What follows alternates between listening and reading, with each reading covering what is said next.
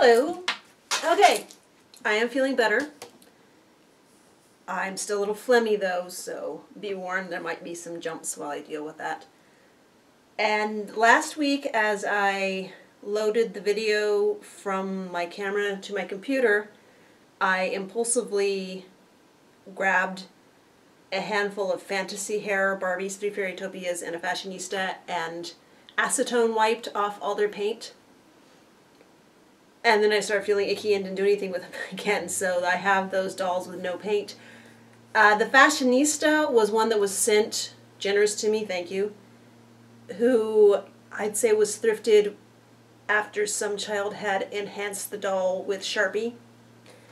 So of course the acetone took off all of her stock paint but didn't touch the Sharpie. And I immediately gobbed 10% benzoyl peroxide acne cream on all the places where the Sharpie was, which was mostly around the eyes, but there were also, apparently the kid stuck their fingers in it while it was still, before it was dry, while it was still wet, and got like fingerprints all around the face. So there was acne cream all over the doll's head, and I stuck it in the window, which at the moment I was doing it, there was sunshine, and then for like the 5 days after that, it was all rain. So I left it in the window completely untouched until yesterday when curiosity finally got the better of me, and I chipped off the dried up acne cream, and it was almost all the way off. So I put some fresh stuff on and put it in, and it has been sunny since then, so it was in the sunny windowsill. And so I took the acne cream off again today, and there is just a tiny, tiny bit of it. But for the most part, I think we're good. So even if there is still some on the face and it starts to migrate in the vinyl, because that's why you don't use Sharpie. It's not just because it doesn't come off easily, it's because the pigments are so small that they get into the vinyl and start to migrate around. So even if you, excuse me, had an intentional custom where you were drawing precise lines on the face, after a few months they would be hazy and cloudy because the ink would spread out from them. I know this because I did it, not knowing any better, back in the mid-90s when I was first starting to customize. So, I got her actually cleaned up, clear, Sharpie free, and she's probably just going to go into the head box until I figure out what to do with her. There is glue in her head. I need to see about de-gluing the head because I do want to keep the hair color. And I could salvage it to reroute onto another doll, but this is a head sculpt, one of the newer sculpts, 2015, that I have never customized before, so I'm curious to see what I can do with this. So there's that.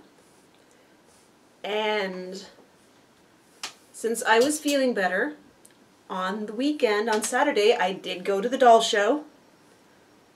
Eventually.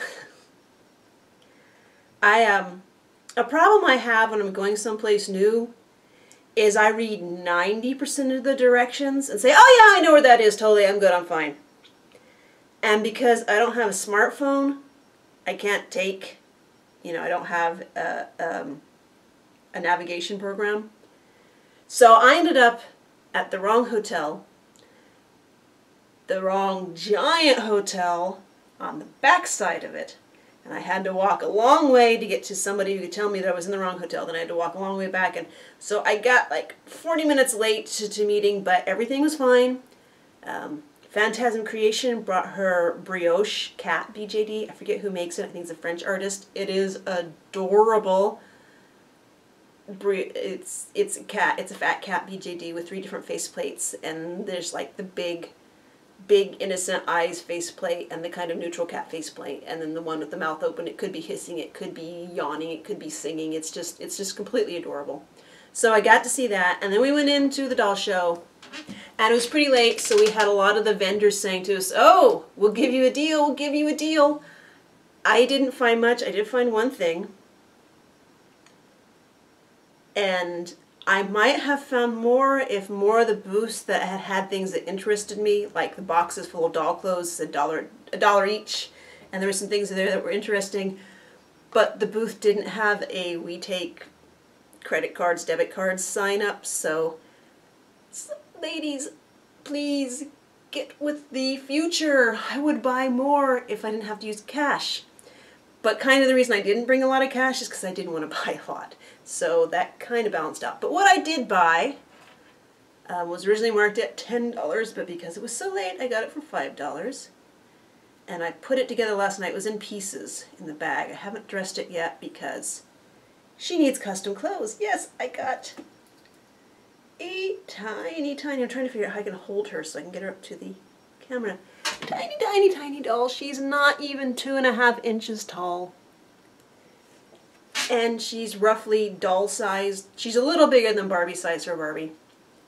And I just put her together really fast with some copper wire last night. I'm not sure if she's going to stay with copper wire, if I'm going to string her up with actual string. You know, I can't string her like a BJD or a doll that has hooks because she just has holes in her arms and legs. But I couldn't resist. She's tiny! I am definitely going to repaint her. She just kind of somewhere between surprised and very, very judgmental. I don't mind the judgmental part, but we can do better on this paint. Doesn't matter how small she is. I painted smaller faces because I think I've mentioned I'm stubborn. So she'll get some face paint. And then I went home when it was Earth Day, and thrift store had half off the whole store for Earth Day, and I bought a stack of patterns, which I'm not going to walk you through, but just if I actually get around to sewing, I'm going to have patterns. And there was also this fascinatingly horrible Cookies for Kids book, which my kid is not interested in the cookies at all, but some of these, like I said, fascinatingly bad. Like,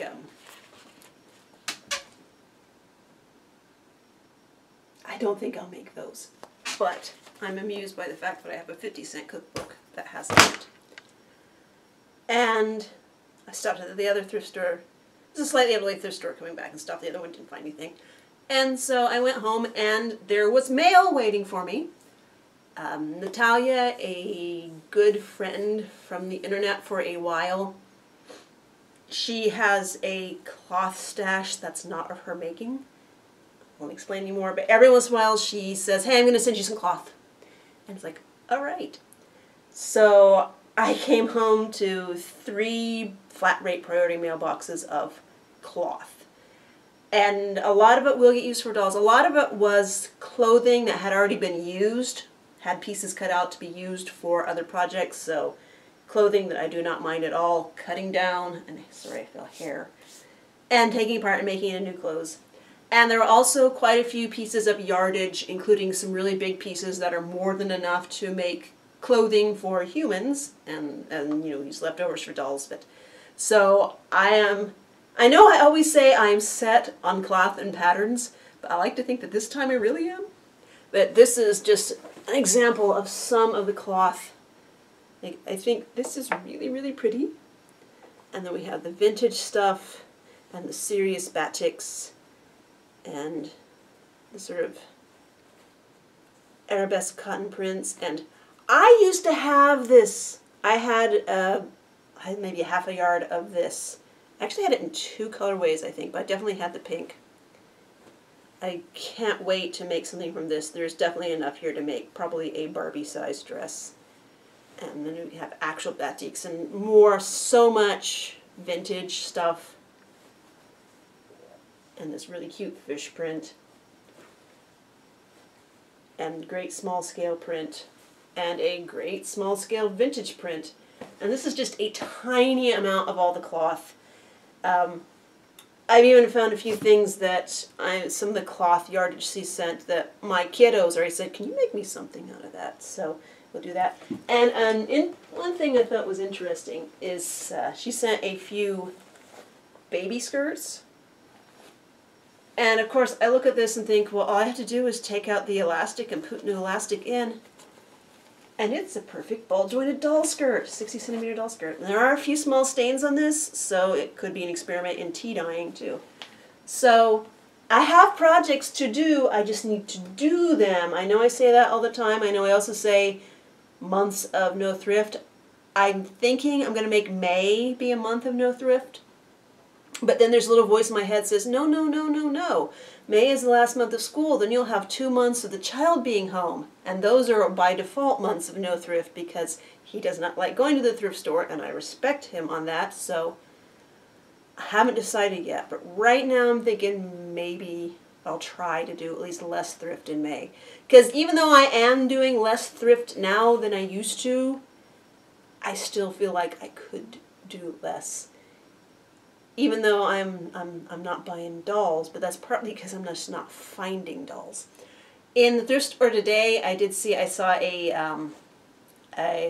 well, the back of her head said Creata. It was a Creata head sculpt I'm not quite familiar with, unlike my Flower Princess doll, who's childhood sculpt. But she was wearing a really elaborate crocheted dress.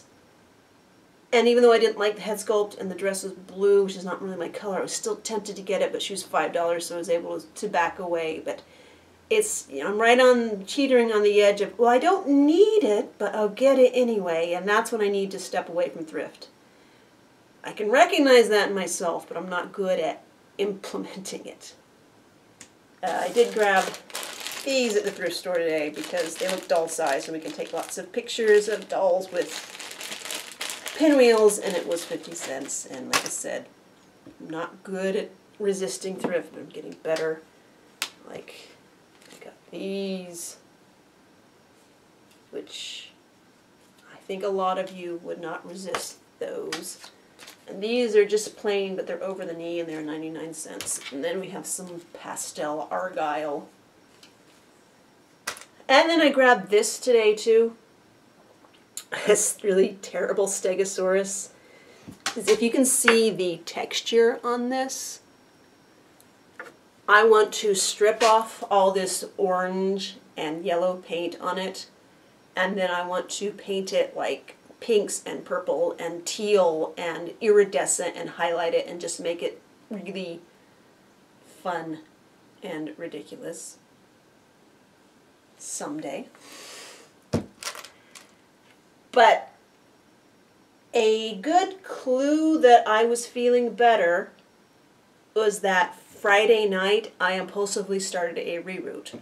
I think I showed you last week that purple skin doll I painted that I had originally planned to give her a purple faux fur beehive like I had done before with a custom that was gift. And I don't know if it's just because I wasn't in the fake fur beehive flow, or if it's that I was just so sick that either I couldn't do anything or I couldn't believe I could do anything. Because, you know, sometimes when you're sick and you push yourself to do something and you think it's terrible and everyone else says, oh no, that's great, and you don't believe them. I don't know if that's what I was doing or if I really just was doing terrible. So Friday night, I grabbed, well, I couldn't decide on a single hair color to go with this purple skin, so I went through my doll hair, and I had some Monster High Rochelle hair. Basically, I had separated, you know, I do a lot of reroutes in Rochelle pink. So I know I just did one, her too. Oh, I don't know if you can see her. And I take great pains to separate out the teal streaks. So I have actually a chunk of that hair, which is the teal streaks, that has not been separated out from the pink. So it's mostly pink, a little bit of teal. So I grabbed the part that was the teal and pink, and then I have some Abominable hair, or I'd use the blue streaks for another reroute, but I still had the slightly different pink from the Rochelle pink and the light purple, and I grabbed a little bit of the white because, you know, when you're using leftover hair, you never know if you're going to have enough. And also the rest of the hair from Space Princess PJ's hank of hair. And so I started that reroute Friday night, and I worked on it Saturday morning to pass the time while waiting to go to the doll show. And then I worked on it a little more Sunday, and I finished it yesterday morning? No, I finished it Monday, maybe Monday night, and I got the hair straightened. I'm not sure how I'm going to style it or not because the doll is painted. I'm terrified of ruining her skin tone paint with a boil dunk. And I thought I had because after I first straightened her hair and I took the knit cloth I had on to keep it flat, because I wasn't going to pour boiling water over the whole doll. This was like a careful dunk in a cup. And I thought I'd ruined it, but after she dried out completely, the lines are gone from her cheeks. So I will show you, this is the hair colors that I ended up with. So two-tone aqua, two very similar tone pink and purple. And I might trim, like I said, since I was using harvested hair for all these colors, it was a lot shorter. And this hair is a lot longer, so you get sort of this, not quite graduation, but where the end of the hair is just the aqua, while up here it's stripes. I might cut that off. I initially thought I was going to cut it off, but like I said, after you finish your reroute, no matter how terrible it is, you're usually so happy it's done that you don't want to do anything with it. So there. I also thought I would curl her hair, and that might still give interesting ways to show off all the different colors, but for now I actually like it. Then it came time to paint her face. And I looked at her and all these soft colors and pastel colors in her hair, and I thought she really needs a soft face up done with colored pencils and pastels, and that is so outside my abilities. I don't even have the materials to do it. I have like 3 or 4 colored pencils. I think. I don't even know what colored pencils I have. I have so few. I think they are watercolor pencils. So I could do proper colored pencil work. But for the most part, I definitely don't have good, high quality, lots of colors. I have these. Which, when I did Valiska's face up, I did use the white for highlights. But that definitely wasn't going to work, and I thought about maybe commissioning somebody to paint it, but then I realized I wanted it done, because I get to a point where I'm almost done with a project and just finish it. So I started painting, I mixed up something like this dark blue and then the dark teal, and then I started going around her eyes with that, and then I mixed white into it to make the lighter teal, and I went around the eyes like that, and it kept getting bigger, and I thought, oh, I don't like this. So I went down and worked on her lips. I made those light purple. I didn't really like them. And I gave her dark purple eyebrows that you can barely see against her skin, and some dark purple contours in her eyelids, and then I painted her irises in 2 colors of pink. And I still really wasn't liking what I did, so in desperation I grabbed the Pearl Medium and I did a Pearl Coat on her lips, and that immediately made me like her lips more, so I thought, well, why not? And I did a Pearl Coat on her eyeshadow, and it's still not great, but I like it so much better with the Pearl Coat. And then so I went ahead and finished up her eyes and sealed things and gave her some teal pastel blush that doesn't really show up well, but here she is. Her name is Iris, because what else are you going to name a pastel rainbow girl? I have not taken good pictures of her yet. I'm still getting used to her, deciding whether I like her or not. I'm pretty sure I like her. But she's done. That's an important thing, is that she's done. I really should take a picture of all my pastel skin dolls together. I have a couple green skin dolls, and she's my second purple skin doll. I have that Barbie back there. So that was my big project. I think this is, like I said, proof that I'm feeling better, is that I would finish something, whereas for 2 weeks I was just sleeping. So I don't know if she's even going to be in the frame if I sit her here.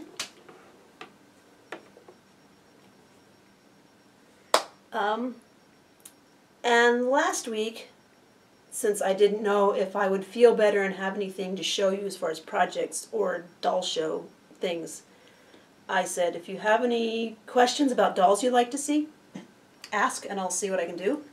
And somebody asked about the comparison between Momoko and Francie. I don't have great examples. I don't, right now I have two Momokos, her, and I have two Francies. This is an actual vintage Francie from the early 70s, the Malibu Francie face. And this is a reproduction Francie from the 90s, who I've had since the 90s. So I guess that makes her, at this point, a vintage reproduction. And she has a reproduction of the original Francie face. And she is one of the princesses of my collection. So I'm not going to strip her down. I know there are people who are big, huge Francie fans who can tell you all the things that are wrong about this sculpt and this body compared to the original body. So I don't know that. I'm not going to get into that. There she is. But we have the Francie body. Basically, like I said, I'm not an expert on Francie or on Momoko. Francie is a little bit thicker and a little bit clunkier than Momoko. A little bit, I don't know if flatter is not the right word. But here is the Francie body. She has the 60s angled twist and turn waist so that she can really get groovy go-go when she twists. They did that. That was marketing, the twist and turn waist. All right, let me see if I can get these pull-up shoes off of Momoko without breaking her ankle. Because that's one problem with Momokos. If you don't use them a lot, it's like the 80s and 90s Barbies that you pick up at thrift and the top of their neck is all cracked because they were in storage forever. I think plastics, this is my theory, I'm not a plastic engineer. I think some plastics tend to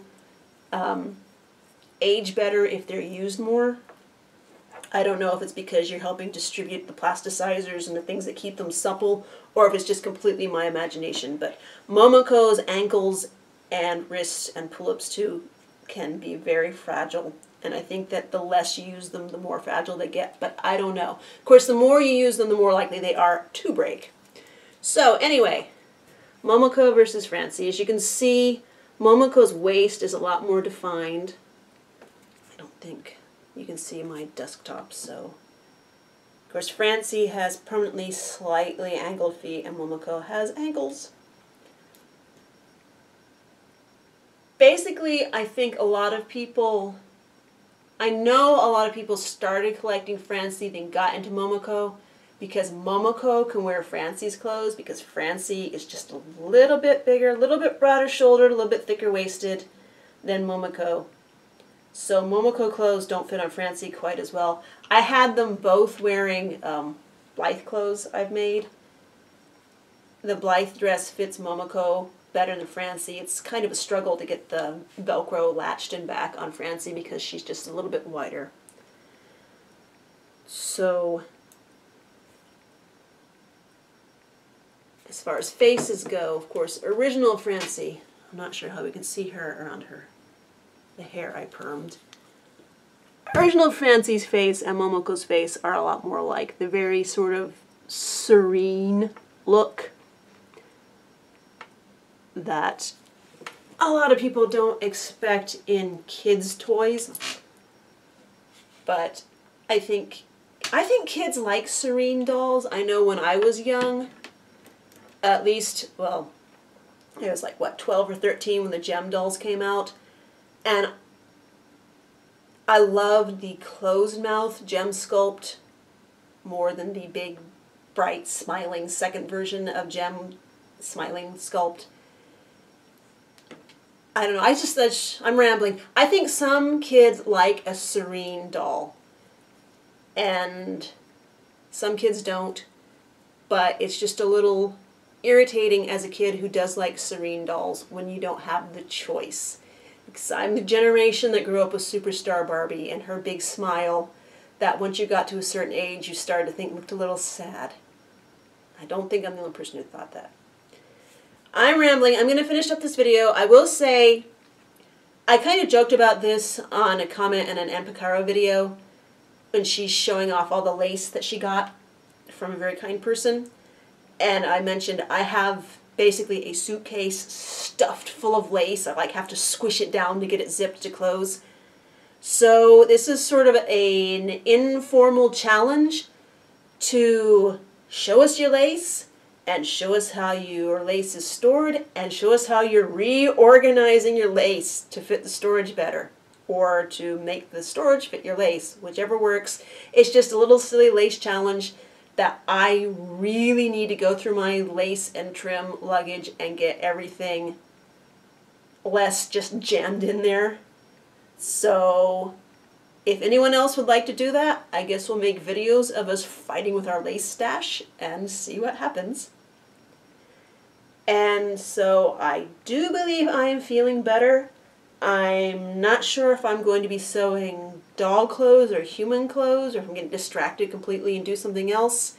But the least I'm going to do is take more pictures of her and put them on Instagram and Flickr very soon.